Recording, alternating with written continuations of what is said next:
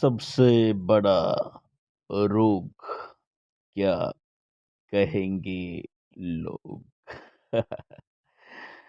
बालपणापासून तर मृत्यूपर्यंत सातत्याने आपल्या डोक्यात एकच विचार येतो आणि तो विचार म्हणजे लोक काय म्हणतील? इतर माझ्याबद्दल काय विचार करतील? आणि खरं सांगतो मित्रांनो, या गोष्टीमुळे प्रत्येक व्यक्तीचा एवढा लॉस होतो, जो कधीच भरून येणं शक्य नाही. कारण आपल्याला मिळालेलं जीवन हे काही खूप जास्त नाहीये. एक लिमिटेड पिरियड ऑफ टाईम त्यामधला आपला अर्धा वेळ झोपण्यामध्ये जाणार आहे.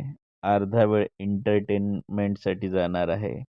अर्धा वेळ इतरांबद्दल बॅकबायटिंगसाठी, जेलसीमध्ये आणि काही अनुचित गोष्टी करण्यामध्ये जाणार आहे. आणि एवढा सगळा व्याप आपण सांभाळता आणखीन एक आपल्या मागे आपण लावून घेतो गोष्ट आणि ती म्हणजे लोक मला काय म्हणतील, लोक माझ्याबद्दल काय विचार करतील. अशा पद्धतीची काल्पनिक भीती आपण आपल्या डोक्यामध्ये निर्माण करतो आणि त्यामुळे आपल्या ज्या दिशेने आपला विकास व्हायला पाहिजे तो होत नाही. विद्यार्थी दशेमध्ये आपण बघतो, की अनेकदा विद्यार्थी खूप लाजाळू राहतात आणि लाजाळू असल्यामुळे ते समोर येतच नाहीत.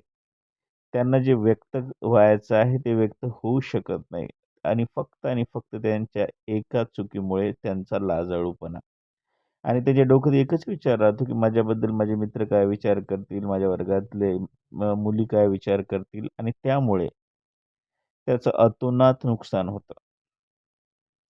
तर आपल्या डोक्यातून जर बालपणीच हे जर फिअर निघून गेलं, की मला लोकांचा विचारच नाही करायचा आहे. मला माझ्या व्यक्तिमत्त्वाला कशा पद्धतीने डेव्हलप करता येईल, हाच विचार माझ्या डोक्यामध्ये असायला पाहिजे.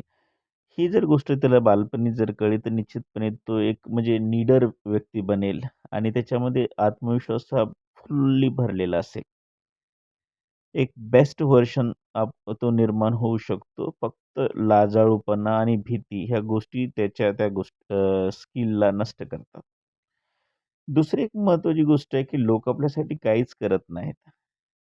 आणि आपण इव्हन गॉड जरी असेल, तर तो सगळ्यांना आवडेलच असं नाहीये. लोकं आजकाल कुठलातरी फॉल्ट आपल्यामध्ये शोधून काढतील.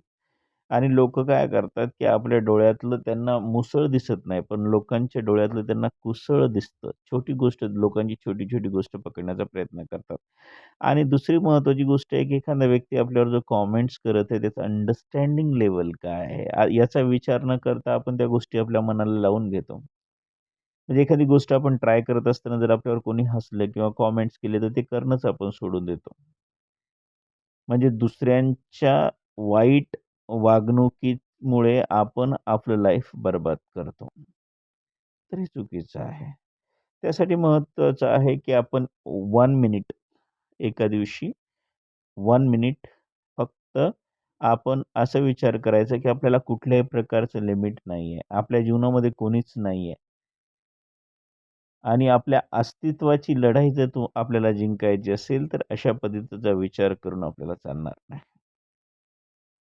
अनेक लोक आपल्याला लोकांच्या विचारामुळे मनोरुग्ण झालेले दिसतात. कारण ते सातत्याने विचार करतात, की नातेवाईक काय म्हणतील, फॅमिलीमधले लोक काय म्हणतील, मित्र काय म्हणतील, शेजारी काय म्हणतील. जे कधीही तुमच्या मदतीला येत नाही, अशा लोकांची ओपिनियन सुद्धा तुम्ही सिरियसली घेता. हा मूर्खपणा आहे.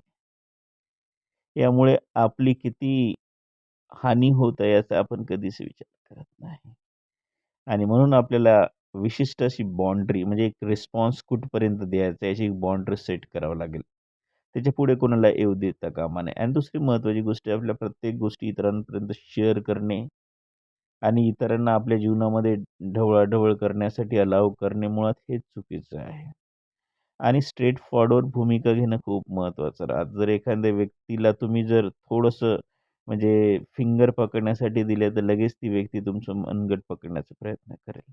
आणि म्हणून लोकांनी ज्याही वेळेस तुमच्याकडे ते फिंगर रेज करतील, त्याच वेळेस त्यांना प्रत्युत्तर देणे, त्यांना गप्प करणे हे गरजेचं आहे. म्हणजे त्यापुढे ते डेअरिंग करणार नाहीत.